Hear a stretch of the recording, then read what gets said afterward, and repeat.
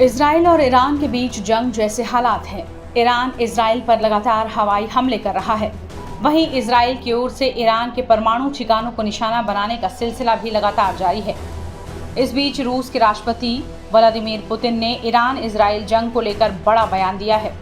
रूस के राष्ट्रपति पुतिन ने अमेरिकी राष्ट्रपति डोनाल्ड ट्रंप से ईरान इजराइल जंग में मध्यस्थता की बात की थी। इस पर जब अमेरिकी राष्ट्रपति डोनाल्ड ट्रंप का बयान सामने आया है,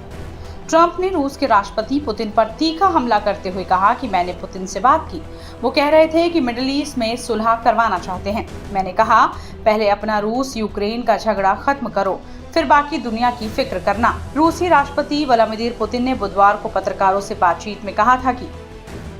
ये एक संवेदनशील विषय है, लेकिन समाधान संभव है।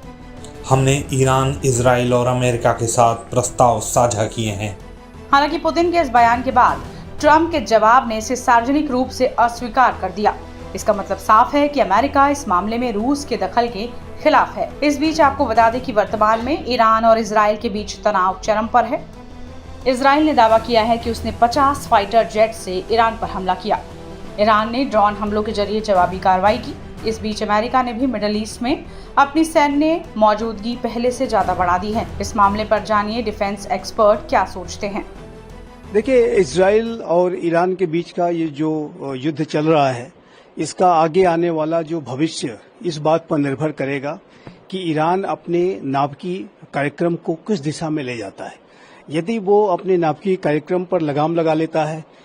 और अमेरिका के साथ जो नई डील की जो बातचीत चल रही है उसके लिए सहमत हो जाता है, साइन वो डील कर लेता है, तो ऐसे में ये जो जंग है वो रुक सकती है और एक शांति की स्थापना हो सकती है। लेकिन यदि ईरान अपने नाभिकीय कार्यक्रम को और अधिक तेज गति से आगे बढ़ाता है, अपने यूरेनियम इनरिचमेंट के प्रोग्राम को तेज गति से आगे बढ़ाता है, तो ऐसे में आने वाले समय में न सिर्फ इजराइल बल्कि यूनाइटेड स्टेट्स ऑफ अमेरिका भी ईरान के जो न्यूक्लियर इंस्टॉलेशंस हैं उस पर कोई सीधी कार्रवाई कर सकता है और जो ईरान के जो डीप अंडरग्राउंड जो न्यूक्लियर फैसिलिटीज हैं उसको अमेरिका भी सीधे हमले के माध्यम से हिट कर सकता है। अमेरिका के पास वो कैपेबिलिटीज हैं जो अर्थ पेनिट्रेटिंग बंकर बस्टर बॉम्ब्स हैं वो अमेरिका इस्तेमाल करते हुए उन डीप अंडरग्राउंड फैसिलिटीज को हिट कर सकता है और उसे डिस्ट्रॉय कर सकता है। तो ये ईरान को के पास अभी भी स्पेस है और ईरान यदि अपने नाभिकीय कार्यक्रम पर रोक लगाता है तो ये जंग रुक सकती है। लेकिन अमेरिका और इजराइल इस बात को लेकर के संकल्पबद्ध हैं कि वो ईरान को न्यूक्लियर वेपन्स एक्वायर नहीं करने देंगे और इस दिशा में वो बड़ी से बड़ी कार्रवाई मिल करके भी कर सकते हैं। ऐसी संभावनाओं को रूल आउट नहीं किया जा सकता। कहीं ना कहीं इजराइल और ईरान का जो ये कॉन्फ्लिक्ट वॉर चल रहा है, इससे मिडिल ईस्ट में तनाव बढ़ गया है और G7 की तरफ से भी ये बयान जारी हुआ है कि हम ईरान को न्यूक्लियर परमाणु हथियार नहीं होना चाहिए उसके पास। जी, G7 की तरफ से एक ज्वाइंट स्टेटमेंट जारी किया गया है जिसमें कि ये स्पष्ट रूप से कहा गया है कि इजराइल को अपने सेल्फ डिफेंस का राइट है और ईरान को अपने नाभिकीय अस्त्रों के कार्यक्रम को रोकना होगा और न्यूक्लियर वेपन्स को ईरान रख नहीं सकता। तो इस तरीके का जो एक ज्वाइंट स्टेटमेंट G7 की तरफ से आया है, जो कि 7 बड़े धनी लोकतांत्रिक और औद्योगिक राष्ट्रों का सबसे बड़ा संगठन है, वो एक महत्वपूर्ण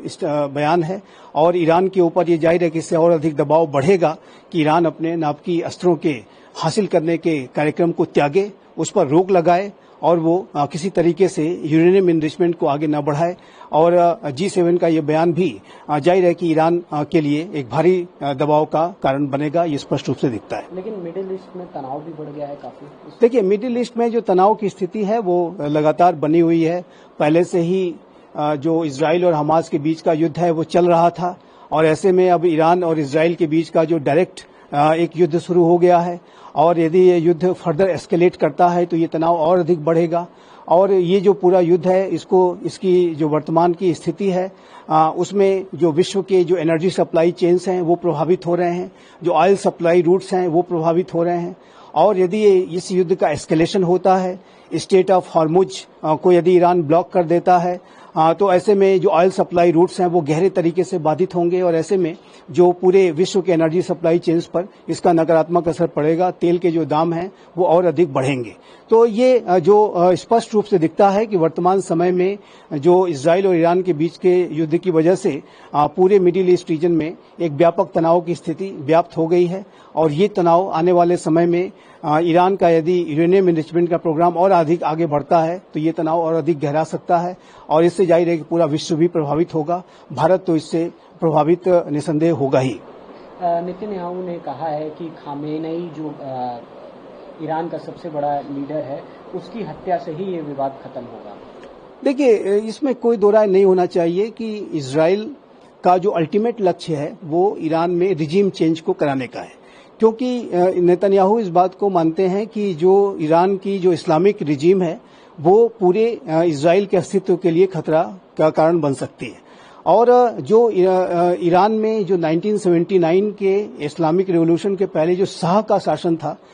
उसके तरह से वहां पर वो शासन स्थापित करने की मंशा इजराइल भी रखता है और अमेरिका भी रखता है और दोनों ही इस बात को की कोशिश करते हैं कि ईरान में किस तरीके से ये जो इस्लामिक शासन है वो समाप्त हो, वहां पर लोग रिजीम चेंज करें और इसके लिए दोनों प्रयास करते हैं। तो ये बेंजामिन नेतन्याहू का ये उसमें ये मानना है कि यदि सुप्रीम लीडर अयातुल्लाह खामनेई को एलिमिनेट कर दिया जाता है तो ऐसे में रिजीम चेंज को कराने में आसानी होगी। लेकिन ऐसी रिपोर्ट्स हैं कि डोनाल्ड ट्रंप ने ऐसे किसी भी प्लान पर इजराइल को एक्शन लेने से रोका है, क्योंकि इस समय अमेरिका और ईरान के बीच में एक न्यूक्लियर डील नेगोशिएट हो रही है और यदि ये ईरान इसके लिए मान जाता है तो संभव है कि इजराइल को ऐसा किसी बड़े ऑपरेशन को करने में अमेरिका उसे गो हेड न दे और उसको इस पूरी प्रक्रिया करने से रोके। लेकिन इसमें कोई दो राय नहीं होना चाहिए कि इजराइल का जो अल्टीमेट गोल है वो ईरान में रिजीम चेंज को कराने का है और इसके लिए जो इजराइल समय समय पर अपने जो प्रयास हैं या साजिशें हैं वो अवश्य करता है। अमेरिका भी इस मंसूबे को रखता है और अमेरिका भी ये चाहता है कि जो 1979 का जो इस्लामिक रिवॉल्यूशन हुआ था उसके पहले की जो ईरान में स्थिति थी, शाह का जो शासन था वैसे ही स्थापित हो और अमेरिका के अंदर भी जो 1979 के इस्लामिक रिवॉल्यूशन की वजह से जो वहां के अमेरिकन एम्बेसी की जो लंबे समय तक सीज हुई थी उसकी जो टीस है वो अमेरिका के अंदर भी रहती है। तो अमेरिका भी चाहता है कि वहां पर रिजीम चेंज हो और फिर से ईरान वैसा ही बने जैसा कि शाह के समय में का ईरान था। इजराइल और ईरान के कॉन्फ्लिक्ट वार में अब जो ईरान में भारतीय दूतावास है उसने एक एडवाइजरी जारी की है और एक खास अपील की गई है कि जो भारतीय हैं वहां से अब निकले। साथ ही डोनाल्ड ट्रंप ने भी कहा है कि अमेरिकी नागरिक ईरान छोड़कर वापस आए।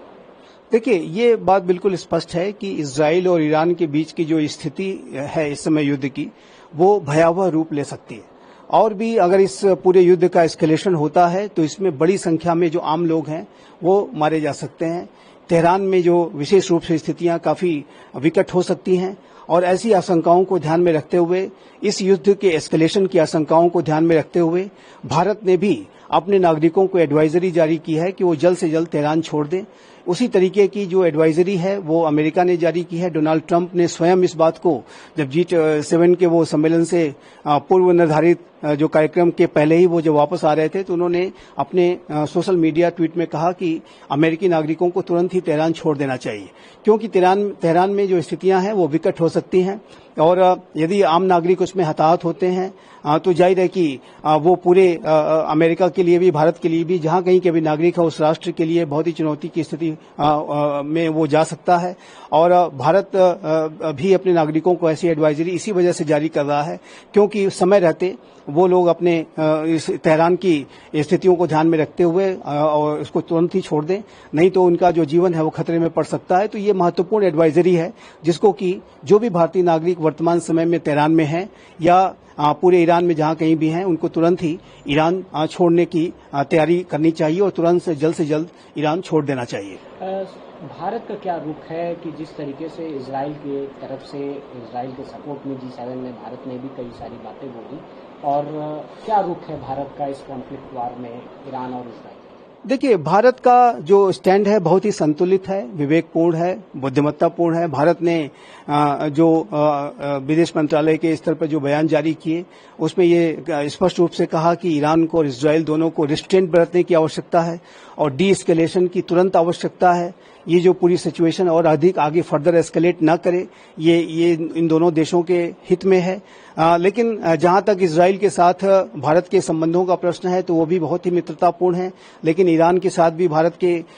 एक सिविलाइजेशनल टाइज हैं और भारत ईरान का भी एक सहयोगी और मित्र राष्ट्र है और वहां पर चाबहार का पोर्ट भी हम बना रहे हैं। तो दोनों ही राष्ट्र भारत के मित्र राष्ट्र हैं और इसी वजह से भारत का जो दृष्टिकोण और सलाहकारी जो बयान है वो यही है कि दोनों डी एस्केलेट करें, तुरंत ही इसको डी एस्केलेट करें, आगे इसको फर्दर न बढ़ने दें और रिस्ट्रेंट बरतें। लेकिन जहां तक ईरान के न्यूक्लियर प्रोग्राम का प्रश्न है तो भारत ने पहले भी ईरान के न्यूक्लियर प्रोग्राम को लेकर के IAEA के अनेक रेजोल्यूशंस में ईरान के विरुद्ध वोट किया था और ईरान का जो न्यूक्लियर वेपन प्रोग्राम है वो भारत इस बात को मानता रहा है कि वो पूरे मिडिल ईस्ट रीजन के लिए डिस्टेबलाइजिंग हो सकता है और इसी वजह से ईरान को अपने नापाकी प्रोग्राम पर लगाम लगाने चाहिए। ये भारत का एक पहले का रुख